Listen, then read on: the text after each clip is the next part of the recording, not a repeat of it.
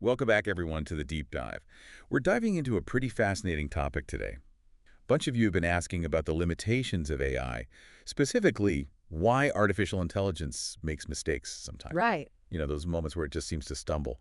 So we dug into this really insightful article that breaks down the core reasons for these AI errors. Yeah, it's good stuff. We figured we could do a deep dive into it together.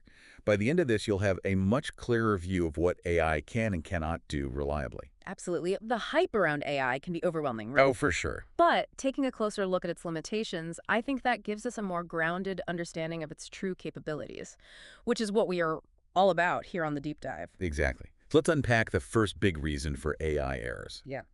Mismatched sample label pairs. Go. The article makes this point that AI essentially learns by connecting examples with their correct labels. Think of it like, showing a picture of a dog to a child and saying dog. Simple, right? Right. Very basic. But here's the catch. What if the AI is sometimes shown the wrong label?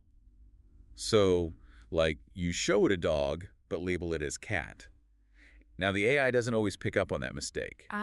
Interesting. So it can end up building its knowledge on these incorrect pairings. That makes sense. And this directly impacts its accuracy, leading to all sorts of misclassifications later on. Feels like, what did I say? Garbage in, garbage out? Yeah, exactly. The foundation is shaky from the get-go. Right. Now, the second cause the article highlights is what they call unclear or imbalanced label boundaries. This one's a little trickier. Okay. The article gives a helpful example. Let's say an AI learns that something labeled A looks a certain way. We'll call it A1 for simplicity. Gotcha. But this doesn't mean the AI automatically understands what isn't A, like things that look like, say, B1 or C1. Okay, so there are gaps in its knowledge. Exactly. So Okay. when it encounters something kind of similar but not quite the same, it might mistakenly label it as A. It's like the AI is creating these mental maps. I like that analogy. And if it's mostly seen apples during training, the apple section of its map becomes huge. Right. So it might then misinterpret a pear as an apple just because that pear section on the map is either tiny or non-existent. So it's really about the AI's ability to define precise categories. Yeah, that seems to be the core challenge. Unlike us humans, we have this intuition about categories, but AI relies entirely on the data it is given.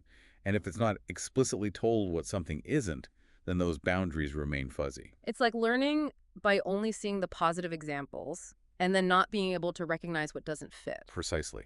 And to make matters worse, if certain labels are way more common in the training data, the article points out that their regions within the AI's understanding can actually expand. Oh, wow. So it becomes even more skewed. Yeah.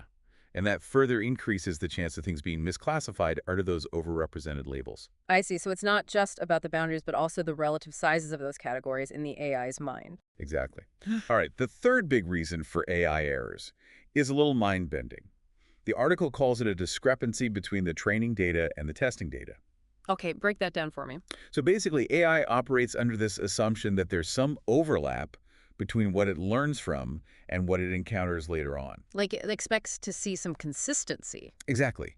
But what if that assumption is wrong? What if there's no overlap at all? Then its learning wouldn't apply. Right. That creates what's called an outside boundary, and it becomes this major source of errors. So the AI is essentially caught off guard. Yeah. The article uses a great example with apples. Imagine an AI is only ever shown small red apples. Okay, limited data. Right. Then you showed a big green apple. It might not recognize it as an apple. Exactly. Because its training was so limited, it struggles to generalize beyond that narrow experience. That's interesting. It's like the classic problem of inductive reasoning, right? Going from specific to general and sometimes stumbling along the way. Yeah. Now, the article does offer some ideas on how AI systems might be able to get around these problems. Okay, let's hear them. One suggestion is that the AI should only give an answer if, say, 3 or 4 different models all agree. So a kind of consensus mechanism? Exactly. A built-in check for more reliable outputs. Makes sense. Another idea is for the AI to only offer an answer if its own confidence level is really high, like above 90%. So a more cautious approach. Yeah, only speaking up when it's super sure. Interesting. So just to recap, we've got these 3 main causes of AI errors. First, those mismatched labels in the training data. Second, the AI's kind of blurry or skewed understanding of categories. And third, that fundamental mismatch between what the AI learns from and what it encounters in the real world. A lot to unpack. Right. And understanding these limitations is key for all of us. Absolutely. Gives us a more realistic perspective on what AI can actually do right now and helps us all cut through the hype. Especially when we see these, bold claims about AI's capabilities. Yeah, definitely. Healthy skepticism is always a good thing, right? Totally. And here's a final thought to leave you with. As AI models get even more complex and gobble up even more data, how can we ensure that the data they're trained on is truly high quality and diverse? That's the million-dollar question. Right, because ultimately the goal is to minimize those fundamental errors and expand AI's reliable understanding of the world. Makes you think. It does. It does. Thanks for diving in with me today. My pleasure. We'll catch you on the next Deep Dive.